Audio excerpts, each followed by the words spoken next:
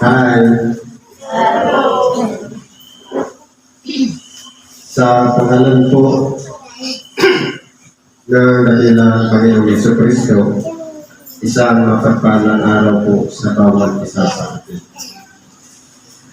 Nandito po tayo sa pakikipag-aral ng salita ng Diyos. Kumbaga, ito yung pangalawang bahagi na kung saan tinatalakay natin ang mga sitas kakatapos ng panalangin kanina.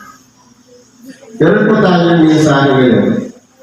Sabi po sa ikalawang sulat ni Apostol Pedro, sa Kapitulo 1, versikulo 3 hanggang 15. Ang sabi po yung ganito, yaman ipinagkaloob sa atin ng kanyang banal na kapangyarihan ang lahat ng mga bagay na nauukol sa kabuhayan at sa kabanalan sa pamagitan ng pagkakilala sa kanya na tumawag sa atin sa pamagitan ng kanyang sariling kaluwalhatian at kagalingan.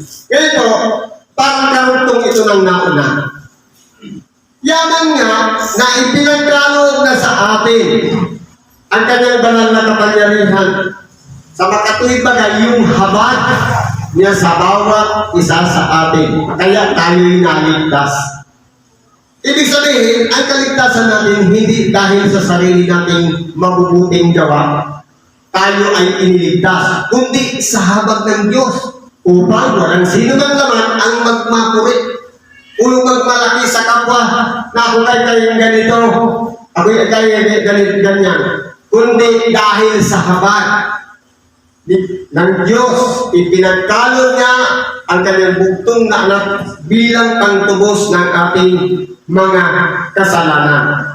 Kaya po, kung tayo po ay tinubos na, dapat po ang buhay natin na kinabubuhay ay naayon na sa kabuhayan at sa kabanalan.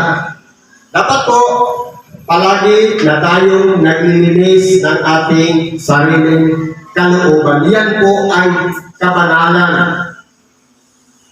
Dahil dito ay ipinagkaloob niya sa atin ang kanyang mahalagang at napakadakilang pangako. Ano po ito, mga pangako?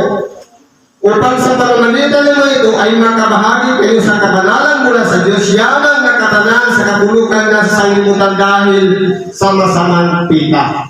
Kaya kung titingnan po natin, ang ating katawang laman, ito po ang nagdadala sa atin upang mapahamak. Sa makatuwid, yung pita o nasa ng laman. Lahat ng gustuhin natin para sa sarili nating laman, yan ay ikaw sasama natin. Pero yung nasa naman ng Espiritu, sa makatuwid, yung buhay. Mabuhay tayong kalapit ni Kristo, mabuhay tayo sa kanyang aral, at yung buhay sa hinaharap sa makatuwid, yung buhay na walang hanggan. Yan ang nasa ng Espiritu. Kaya po, kung halimbawa, ang ikinabubuhay natin ngayon, dahil lamang sa pita ng laman, sa makatuwid, yung dakilang pangako ng Diyos para sa atin na dapat sana mabuhay tayo ayon sa Espiritu, hindi pa natin nasunod. Kundi, balik na naman tayo sa dati nating pagkatao. Na walang iba, nananaig pa rin yung pita ng laman o mga nasa nito. Na ito ay hahantong lahat sa kabulukan.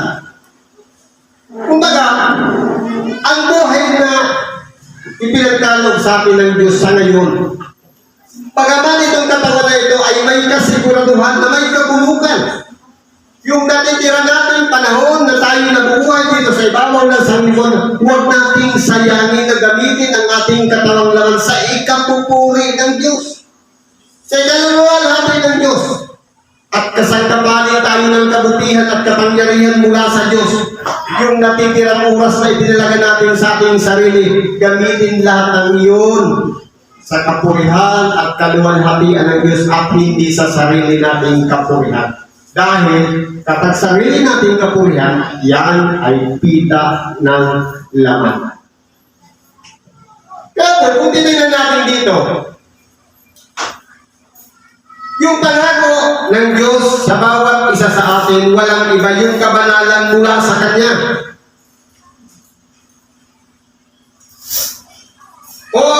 At dahil din dito, sa pagkaragdag sa galang inyo ng buong sikap ay ipamahagi ninyo sa inyong pananampalataya ang kagalingan.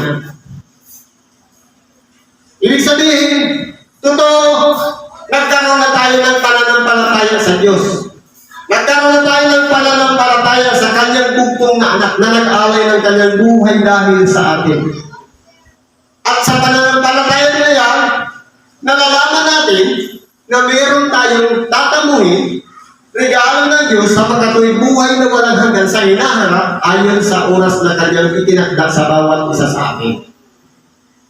Tayo po ang gagawa ng sarili nating kwento ng ating buhay para tayo maging mapala na tumanggap ng buhay na walang hanggan.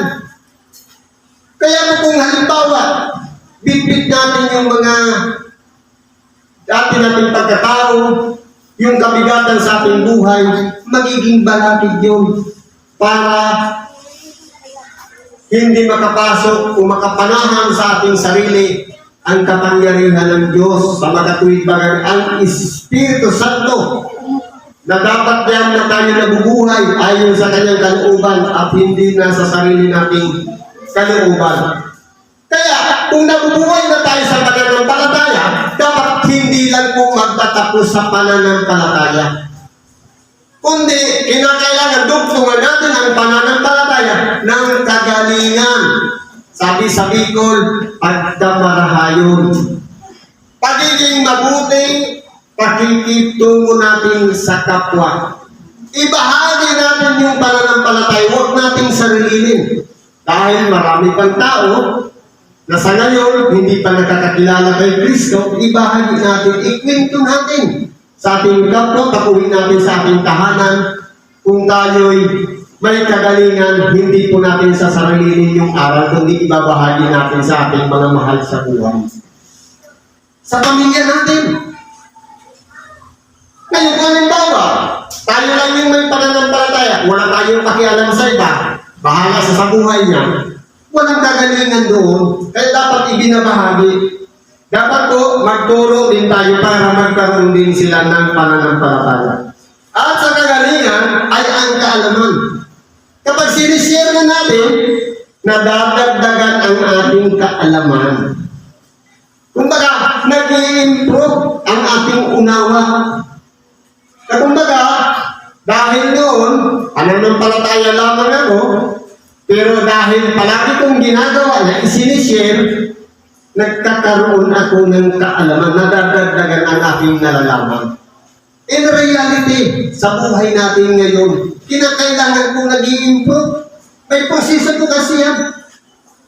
Narayan, faith and then love. Para mapunta ka sa love. At mapunta ka sa love, may proseso sa pagitan ng faith at love. Sabi, una, pananampalataya. Ikalawa, kagalingan. Ikatlo, kaalaman. Ngayon, mayaman na tayo. At sa kaalaman ay ang pagpipigil. Dahil marami na tayong nalalaman, hindi ibig sabihin yung lahat ng nalalaman natin applicable. Kundi, kung may alam na tayo, palagi natin ilalagay naman sa ating isip na mas higit na nakakaalam ang iba kaysa sa atin. Kapag in-apply natin yun, ang tawag doon, pagpipigil. Halimbawa, may suggestion ako. Maganda yung suggestion ko. Hindi pwedeng, yun na yun.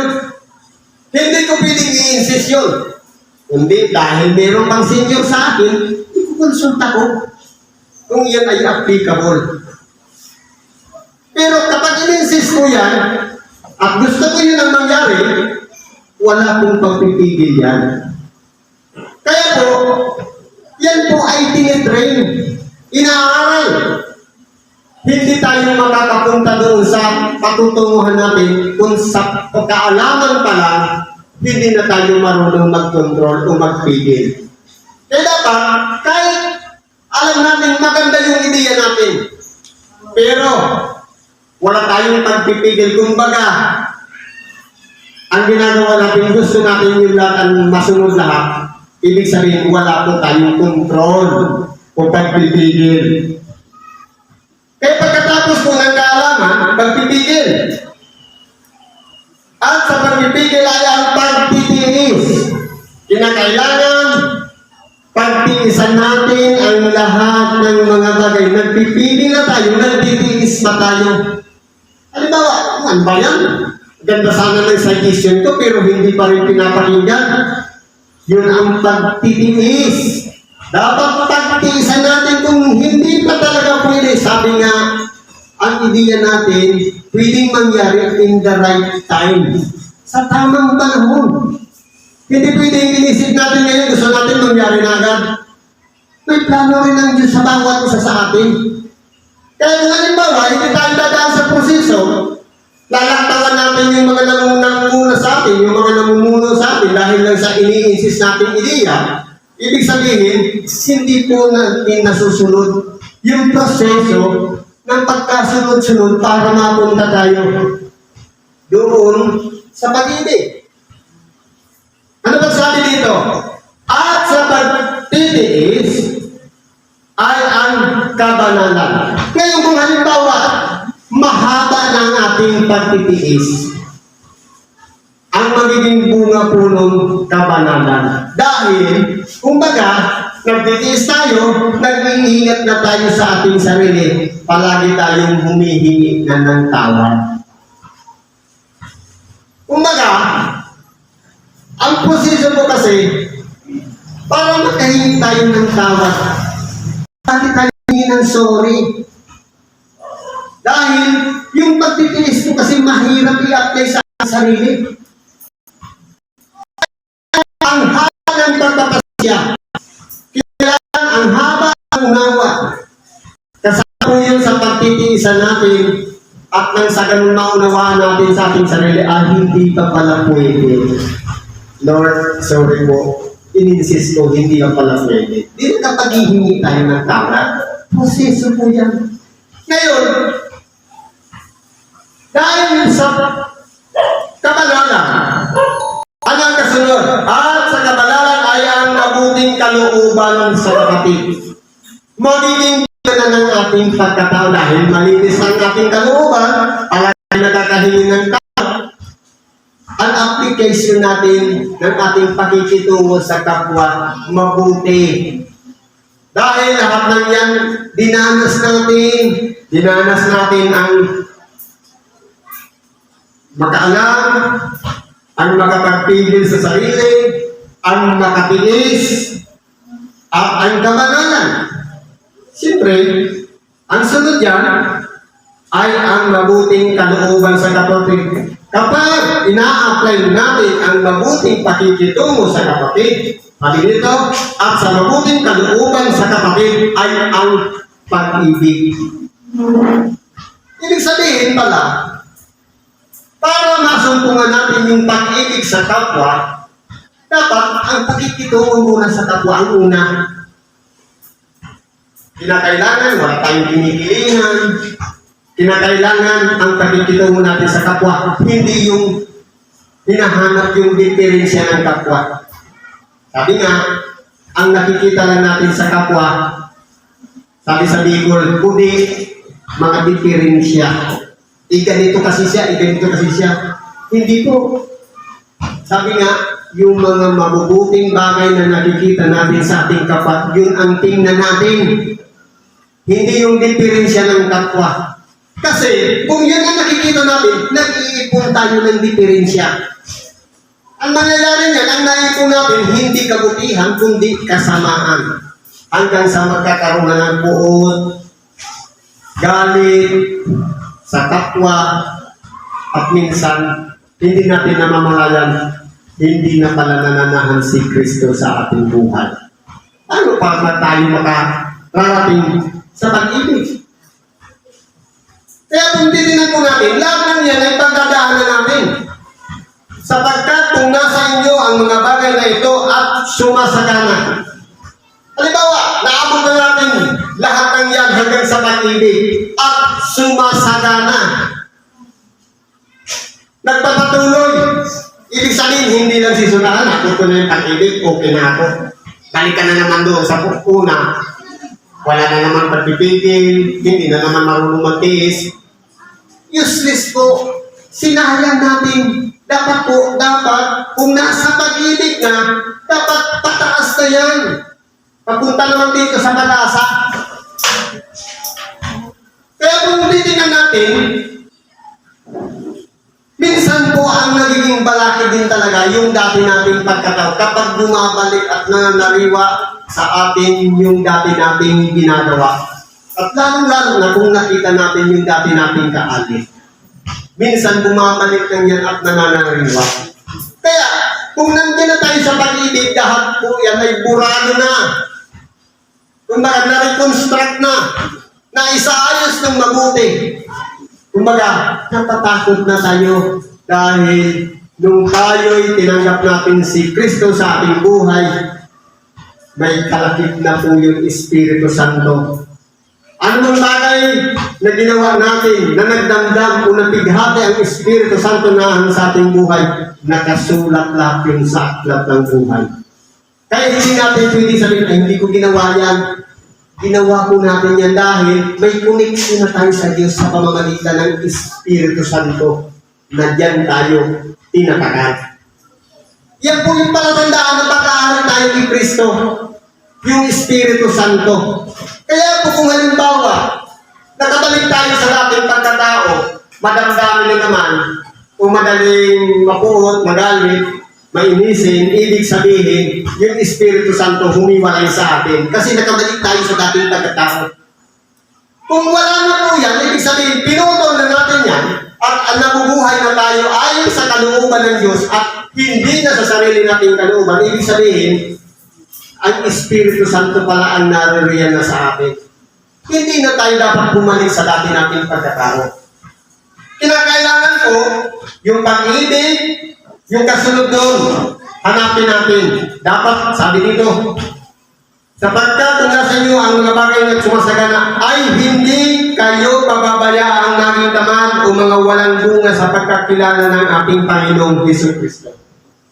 Kaya kung yan po ay nananagana, ang mangyayari po dyan, ang susunod yan, yung bunga, yung mga ginagawa na natin, makikita po yan. Diyan na po malalaman natin kung ano ang ating pagkatao.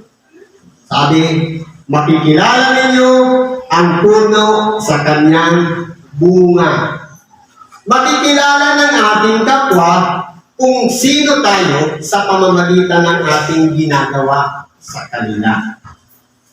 Kung halimbawa, madaya pa rin tayo, ibig sabihin, pag sinabit lang yung pangalan na ganito, madaya yan. Yun na yung nakikita ng ating kapwa. Isang salita lang, mahuhusgahan na tayo. Pero kung halimbawa, pag sinabit yung pangalan, halimbawa, Petra, mabait yan ang tao, hindi pagkasalamin yun para sa kanila. Masambit lang ang pangalan natin. Yun na ang pagkakilala sa atin. Magiging salamin tayo sa kanila. Kaya kung halimbawa, masambit lang ang pangalan, ulitin natin Petra, ay yan yung sakin. Hindi ba yan ang magiging palatandaan ng pagkakilanlan sa atin. Kaya po dapat, kung nabago na tayo, dapat hindi na tayo ganun. Kundi bago na tayong nilalang. Na dapat, sabi dito, hindi kayo pababayaan maging mga tama. Kundi, dapat masisipag na tayo sa paggawa ng kabutihan, kabanalan, at lahat ng bagay na pakikinabangan ng ating kapwa. Na dapat yung mga bunga na yan ayon sa pagkakilala natin sa ating dakilang Panginoong Jesucristo. Bakit po? Sapagkat yaong wala ng mga bagay na ito ay bulag. Kung halimbawa, wala tayong lahat yan. Wala tayong kagalingan, wala tayong kaalaman, walang pagtitiis, walang pag-ibig sa kapwa, walang mabuting kalooban sa kapwa, mga kulang sali para sa kanila. Huwag na tayong mang-akay dahil mapapahamak pa natin yung iba. na ang nakikita lamang ay nasa lapit sa pagkalimot ng paglilinis ng kanyang dating kasalanan. Ibig sabihin, kung halimbawa, nilubog na sa tubig, binautismuhan na, at hindi pa rin nagbago, ang tawag niyan bulag. Useless yung pagpapatawad. Sabi nga, wala nang natitira panghain na patungkol sa kasalanan. Si Kristo, minsan lamang nating tatanggapin sa ating sarili para maging bago tayong nilalang. Ibig sabihin, hindi na muli babalik si Kristo para magpapatong muli, kundi ibinibilag na natin siya sa kaibigan. Kaya sa oras to na tinanggap natin si Kristo, pag-ingatan natin ang ating sarili na hindi na makabalik doon sa dating pagkatao. Dahil po, pagkatapos po noon, ang kasunod noon, paghuhukom. Ang pagbalik ng ating dakilang Panginoong Jesucristo, huhukuman na ang ating mga gawa. Paano tayo huhukuman? Depende dun sa aral na ating napakinggan na pumasok sa ating mga tainga at pumasok sa ating puso at pinagnilayan ng ating isip. Kapag hindi natin ginawa, doon tayo hahatulan. Kumbaga, sa paghatol ng Diyos o sa paghuhukom, hindi na natin kailangan doon ng taga-dipinsa. Wala nang abogado doon. Hindi mo na kinakailangan ipagtanggol ka. Kundi ngayon pa lang, kinakailangan alam na natin yung kalalagyan natin. Dahil yung salitang ipinahayag sa atin o yung mga aral mula sa Ebanghelyo, yun na po yung ihahatol sa atin. Kaya kung halimbawa po, binabaliwala natin ang Ebanghelyo, pero alam natin na ang Ebanghelyo para sa ikabubuti natin, para sa ikasusunod natin, pero alam natin, pero binabalikan natin, ginagawa pa rin natin yung hindi ayon sa Ebanghelyo, doon po tayo hahatulan. Kaya dapat po may pairanin natin yung takot. Kaya nga mga kapatid, lalong pagsikapan ninyo na mga panatag kayo sa pagkatawag at pagkahirang sa inyo. Dapat po maging panatag ang pagkatawag at pagkahirang sa atin. Na kumbaga, hindi tayo, yung bulihin natin, hindi tayo kinukonsensya. Nagdamdam yung kapatid ko sa akin, dapat pala pumunta agad ako sa kanya. Hindi, bukas na lang, paano kung hindi na tayo nagising? Makakapanig ka pa ka doon para makahingi ng tawad? Kaya po dapat sabi dito, lalong pagsikapan yung mga panatag. Hindi tayo mapapanatag kung meron pa tayong kagalit, kung meron pa tayong kasamaan ng loob. Kaya dapat, hindi na natin patatagalin yan para hindi na magkaroon ng tuwang si Satanas. Kapag yan po ay nadaya tayo ng tinatawag daya ng kasalanan. Sige, huwag muna ngayon, bukas na lang. Hindi pwede yung gano'n. Dapat umura mismo maghingi tayo ng tawad. Dahil pag tulog natin mamaya, hihingi din tayo ng tawad. Ganun po yun. Gawin ninyo ang mga bagay na yun ay hindi kayo mga titisod kailanman. Kaya po minsan, ang pagkatisod po kasi hindi lang dahil sa iba, dahil sa ating kapwa. Minsan po may sarili rin tayong pagkatisod. Akala natin, natisod ako ni brother, natisod ako ni sister. Sa totoo lang po, kung matigas ang ating ulo, nagsasarili tayong tisod. Huwag na natin tayo manunong sa kapwa. Natisod tayo ng ating sarili. Pero kung halimbawa, may pag-iingat tayo. Nagiging pangatag tayo. Kung tawagin tayo, kumbaga, hindi tayo inuusig ng ating budi o konsensya, nakakatulog tayo ng matiwasay, at malaya natin na idudulog sa Diyos ang ating mga panalangin na walang problema, na parang hindi tayo napipilitan lang sa panalangin. Ibig sabihin niya, hindi tayo matitisog. Mag-iingat na tayo sa ating sarili. Sapagkat sa gayon ay ipinamamahaging sagana sa inyo ang pagpasok sa karyang walang hanggan ng Panginoon natin at tagapagligtas na si Jesucristo. Ito na po yung pag-asa. Magkalapit na yung pag-ibig at pag-asa. Pero yung mula sa pananampalataya hanggang sa pag-ibig, napakarami tayong pagdadaanan. Kaya kung titingnan natin, yung pag-asa doon sa buhay na walang yan, regalo na lang yan kapag ipapakita na natin yung pag-ibig natin sa ating kapwa. Hindi po madaling gawin ang pag-ibig sa kapwa. Lalo-lalo kung ito lang tayo iralin, kakalaban ito. Minsan naman, ito. At hindi naman ito. Kaya nga, kinumbay niya, inilagay yung utak sa mataas na kalagayan at yung puso yan sa baba. At yung tainga nasa gitna. Dalawa yan. Para magsalubong ang ating mapapakinggan. Dapat yan makontrol ang isip sa makatuwid yung katayugan. At yung puso sa makatuwid yung pagiging isang madamdaming tao. Hindi marunong maglinis ng kalooban dahil saan pa nananahan ng Diyos. Alin ba ang templo? Ito, puso. Hindi siya tumitingin sa panglabas na anyo ng tao, kundi sa kalooban ng ating puso. Yan po siya nananahan. Itayo po, kapag nakita natin may diferensya ang tao, hinuhusgan natin sa panglabas na anyo. Hindi natin alam na nanalangin din pala sila. Paano kung ipinanalangin din nila tayo bagamat ang tingin natin sa kanila ay masama? Dahil ang tinitingnan natin, yung dating pagkatao, halimbawa, ang isang tao ay babaero. Ang tingin natin, babaero pa rin. Kung dating nakulong ang tawag natin ex-convict, kulong pa rin. Pero sa harapan ng Diyos, kapag pinatawad na limot na lahat ng dating pagkatao. Dapat po, ganun din ang pakikitulong natin sa ating kapwa. Dapat kinalimutan na rin natin yung mga ginawang masasamang bagay sa atin. Yun po yung pagpapatawad. Kaya, maging handa kayong lagi na ipaalala ko sa inyo ang mga bagay na ito. Bagamat inyong nalalaman at kayo'y pinatitibay sa katotohanan nasa inyo. Kaya po yan po ang magpapatibay sa atin na ang palagi tayong pangaralan, ang palagi tayong paalalahanan upang hindi tayo maligaw.